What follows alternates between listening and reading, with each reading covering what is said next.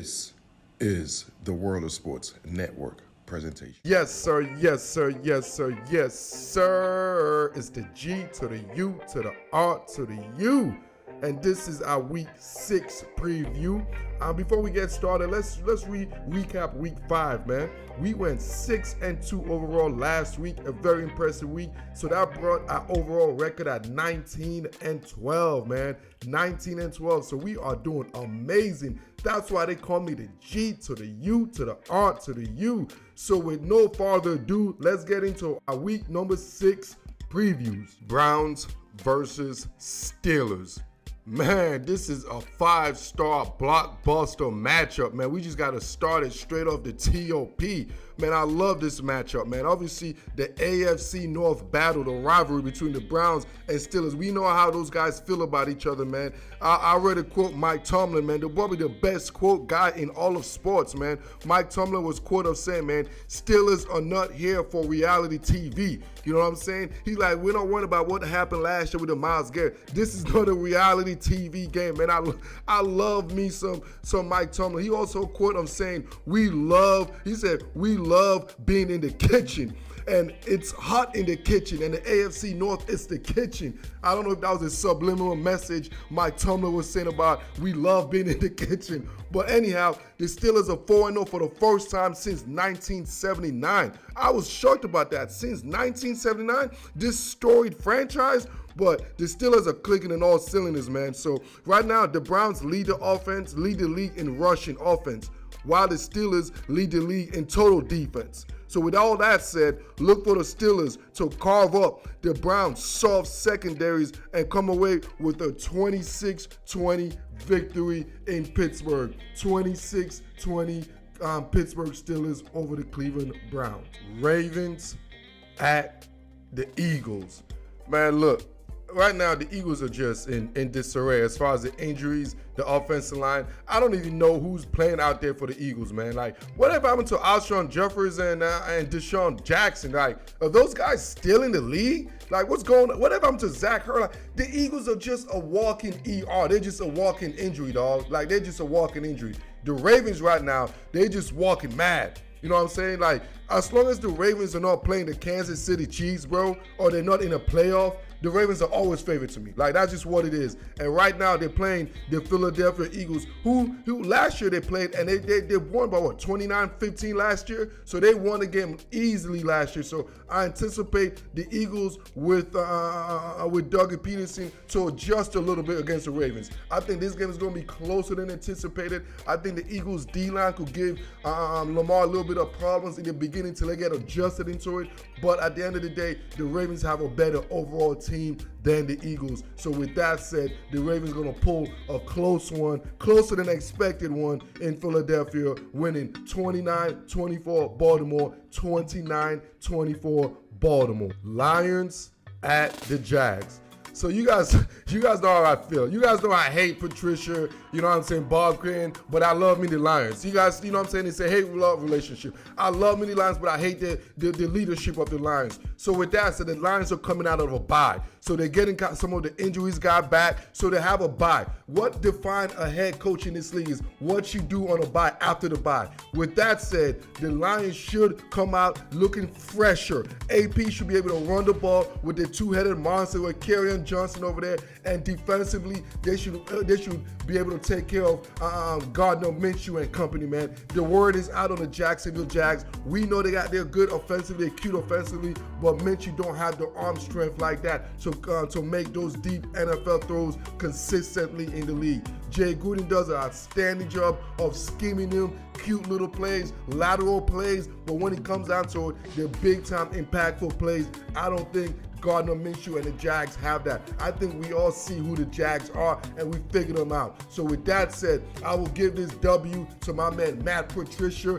and Matt Stafford and company. The M&M boys went to Florida and win 28-24. Lions over the Jags, 28-24, the Detroit Lions. The Bears taking on the Carolina Panthers. Yes, sirree, man. You know, one of my favorite guys right now is becoming Matt Rule. Rule number 1, always like Matt Rule. Rule number 2, always follow rule number 1. So with that said, you know what, Matt Rule? You're going against the Bears squad with Matt Nagy. Rule number 3, don't ever get a team that likes to nag you, because when you get nagged, you get discombobulated and you do erratic stuff, man. So I anticipate my man Nagy to nag Matt Rule and the Carolina Panthers to do erratic stuff and for them to take the L. I see the Chicago Bears led by Nick Foles, led by that defense, man. I'm talking about Khalil Mack and company, man, and Kyle Fuller, Eddie Jackson, and my new stud corner, the rookie corner, Jalen Johnson. I anticipate my Chicago Bears, Chuck Pagano, to handle the rookie head coach, the rookie young, very potential, high potential head coach in Matt Rule, with the Bears winning a close one, 26-23, Chicago 26-23. Packers versus the Bucks. Yeah, man, y'all know, man. Y'all know me, man. Y'all know the G to the U to the R to the U. I'm not a big Aaron Rodgers fan. Yeah, y'all be like, yeah, the guru be hating. Nah, bro, I just spit the fact. Y'all a blind spot. But what I do love, though, my man LaFleur, you know what I'm saying? My man LaFleur is making A-Rod look like this. Y'all don't get it twisted now. It ain't the other way around, man. This man is calling quarterback-friendly plays, which is enhancing A-Rod's ability. So with that said, that's the difference. But Tampa Bay and Bruce Arians are not calling quarterback-friendly plays for Tom Brady and company. So with that said, even though Todd Bowles is a hell of a defensive coordinator, and that's my guy, but I anticipate the Green Bay Packers to pull a close classic ball game between two of the GOATs. Green Bay Packers win 25-24, Packers 25-24, Cheeseheads. The Kansas City Chiefs taking on the Buffalo Bills. Oh, man, another 5-star matchup right here, man. I'm talking about two of the best at what they do. Oh, you know what I'm saying? We got Andy Reid at the best at calling offensive plays. We got my man Sean McDermott, one of the best young defensive specialists out there, defensive coaching personnel. And then you got two young quarterback studs, man, who got the best arm in the game. You got Patty Mahomes, the MVP, the Super Bowl, the golden child, everything you want. And you have the rugged Josh Allen, man, just a frat boy. I'm talking about this dude is just a man's man. You know what I'm saying? The pretty boy. You got yourself the sports car, man, the luxury car, and you got yourself the truck in Josh Allen. And all in all, it comes down to this, bro.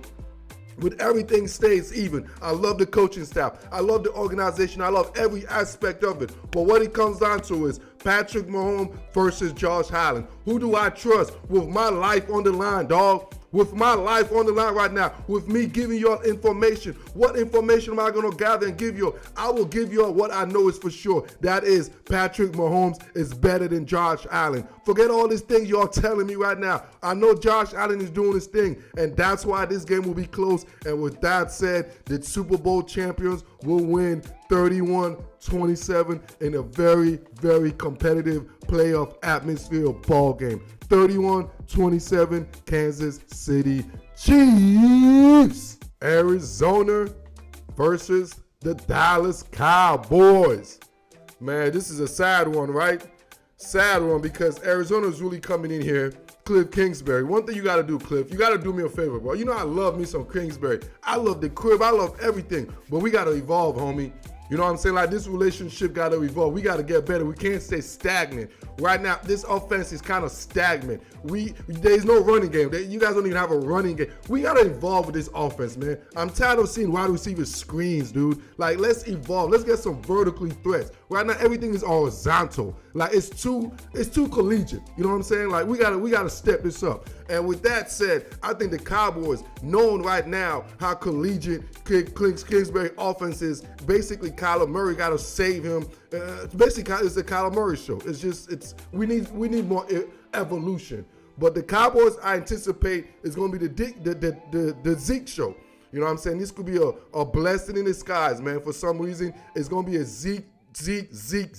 And my man Zeke is going to dominate this game, man. Primetime game, going against the Arizona defense. Frankly, you guys, they're not very good. Like, they're not They're not fearful, dog. They're not strong or elite in any aspect. They're not a great pass rushing team. They're not a great run stuffing team. They're just a media team. You know what I'm saying? They're just in the middle of a pack team, just like basically their coach. So with that said, the Dallas Cowboys, who are also middle of the pack, but they have the best pack of all. They got Ezekiel Elliott, and that will lead them to a 27-26 victory for the Cowboys. 27-26 Cowboys. And the last game I'm going over, since we have a bye from the home team, so I'm going to my other home team. So we're going to talk about the Washington football team taking on the New York football Giants. I made this the last pick because it's a toilet bowl. You know what I'm saying? It's the last pick. So with this said, I know the whole story with the Alex Smith, man, that was so touching, dude.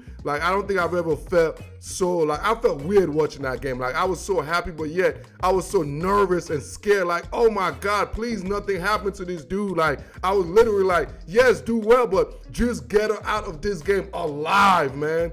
But I'm happy Rivera knows Kyle Allen is the quarterback. Right now, Danny Dimes and the Giants are not a very good team. Like, structure-wise, organizational-wise, the Giants are not they're not a good team. They're not run well. I'm not saying the Redskins, I'm not saying the Washington football team are run well, but as of right now, man, as of this game, like, I don't care with everything all set and everything all even, man, I'm going to take Ron Rivera over Coach Judd, whatever his name is. You know what I'm saying? I don't even know his name. I'm going to take Ron Rivera and over the Giants coach.